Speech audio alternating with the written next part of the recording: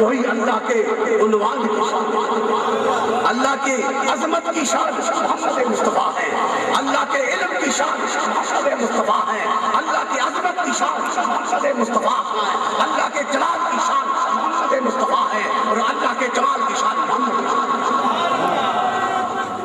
ہے جو۔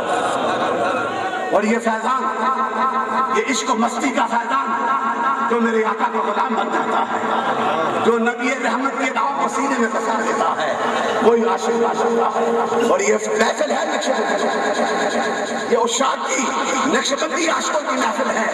اور اسی کے حوالے سے ایک حدیث کا ٹکڑا بیان کرتا ہوں کہ کملی والا آقا، نور مجسم، رحمتوں والا آقا جو ہے مسجد نبوی میں جو ہے نور بکھیر رہے ہیں، اور آپ ان سے بڑا مثل کوئی نہیں۔ اپنے کپڑے بھی خود ٹھیک کر لیتے، اپنے نالان مبارک کو بھی ٹھیک کر لیتے، اپنے گھر کے معاملات کو بھی ٹھیک کرتے۔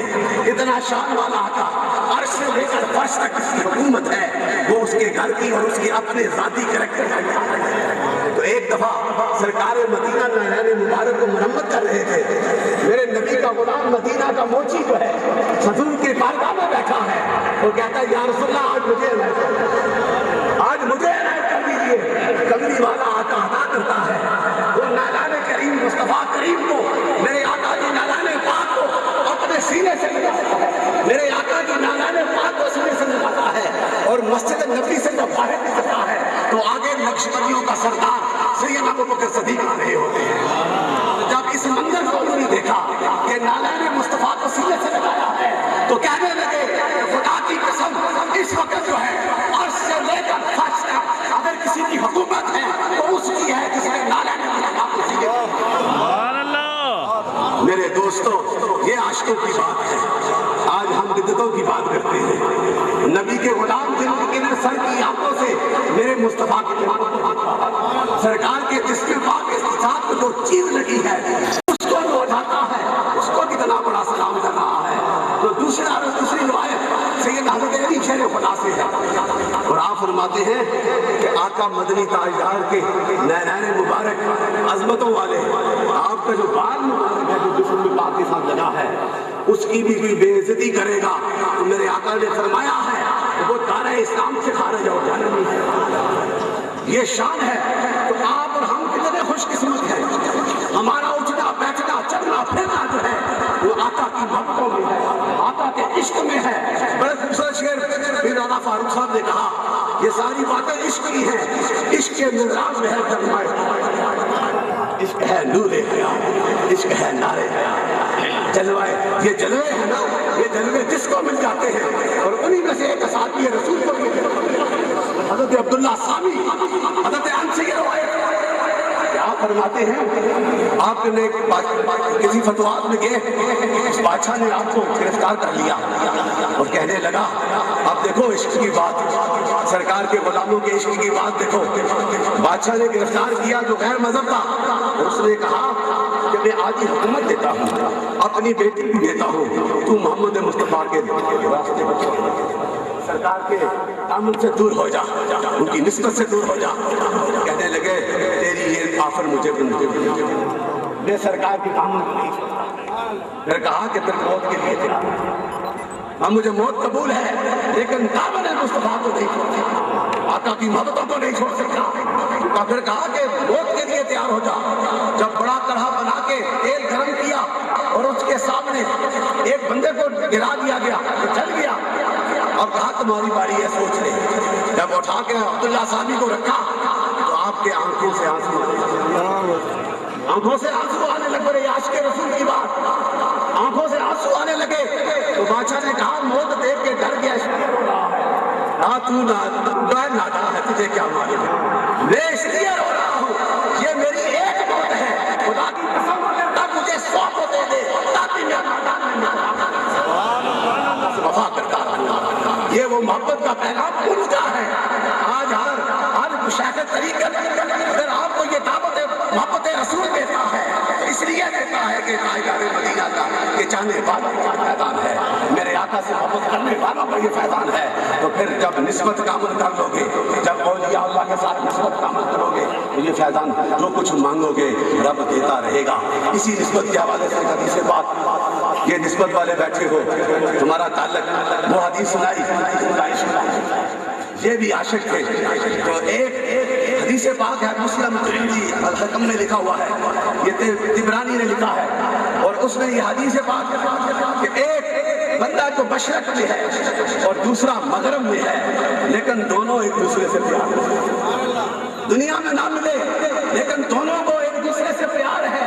وہ دنیا میں تو نہ ملے، جب میدان محشر جاتے ہیں تو رب کائنات فرماتا ہے اے مشرق والے مغرب والے، اللہ کے ولی سے مجھے پیار تھا، اس سے تم نسبت کرتا تھا تو میری رضا کی خاطر کرتا تھا، میرے ذکر کی خاطر کرتا تھا، میری محبت کی خاطر کرتا تھا، تو آج میں تمہیں اس ولی کامل کی نسبت کے وجہ سے آج میں تمہیں اس مشرق والے کو مغرب والے کو بنا دیتا ہوں۔ یہ محبت ہے میرے دوستوں، آج یہ عہد کرو گے تو میرا ایمان ہے you will attain the reality of all that۔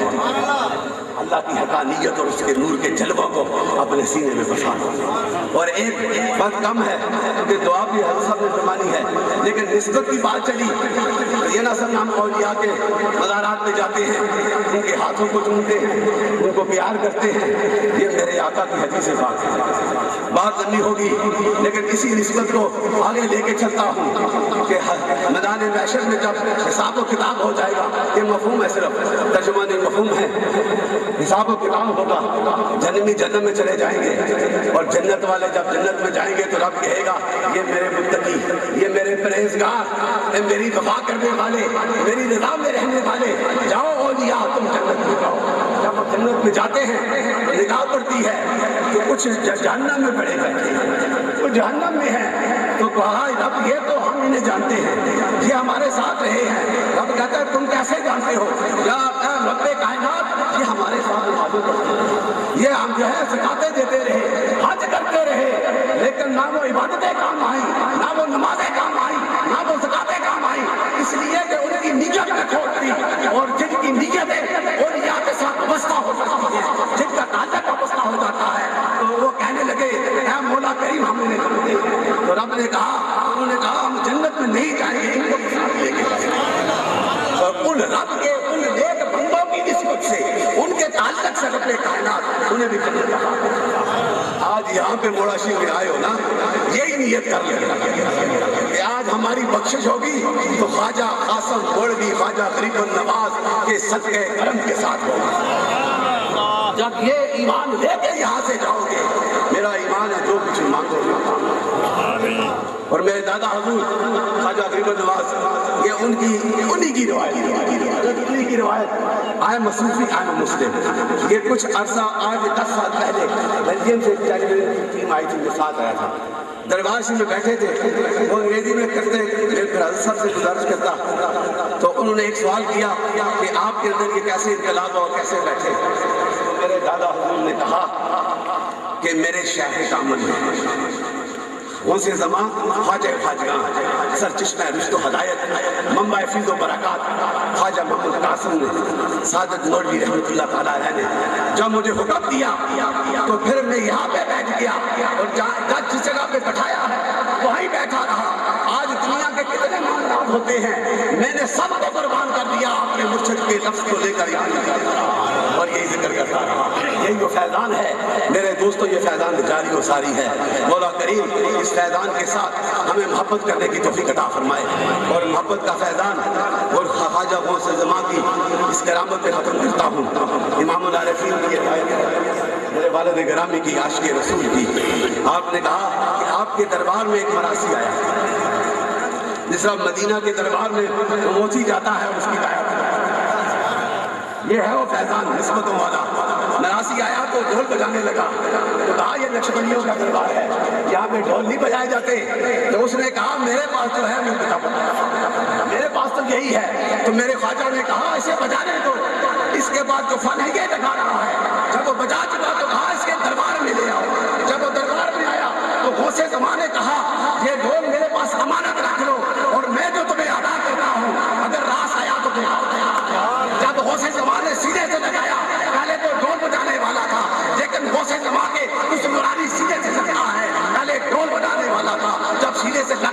ہے تو ولی اللہ بن جاتا ہے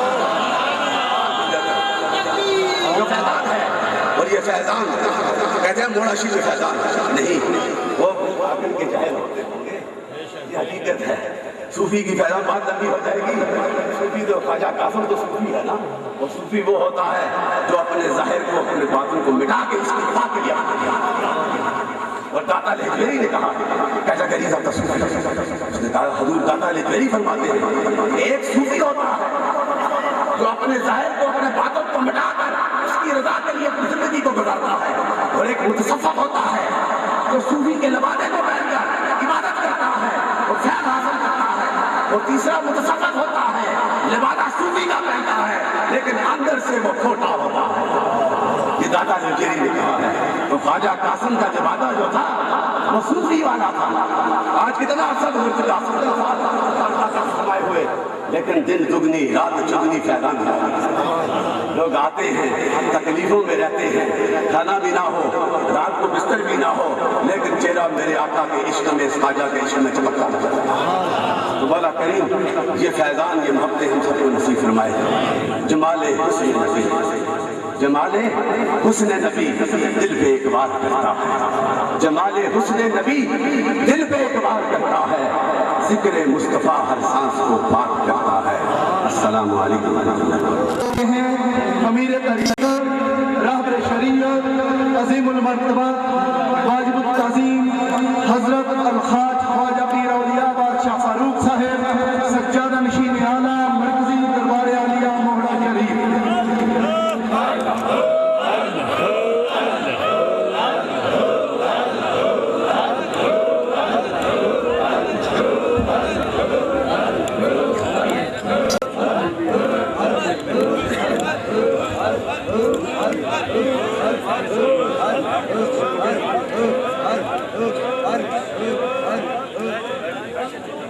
السلام علیکم ورحمۃ اللہ وبرکاتہ.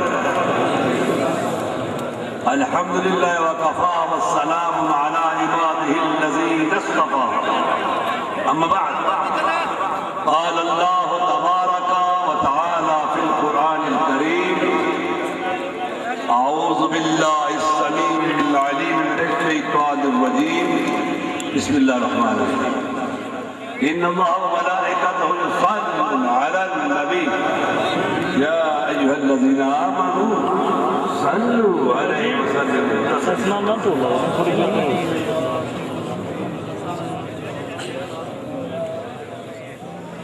عالی مرتبت تقدس معاب حضرات علماء اکرام، مشائخ والا شام، عقیدت مندان، عاشقان خواجگان موڑا شریف، جملہ شہزادگان اور خاندان موڑا شریف کے عظیم قابل احترام حضرات،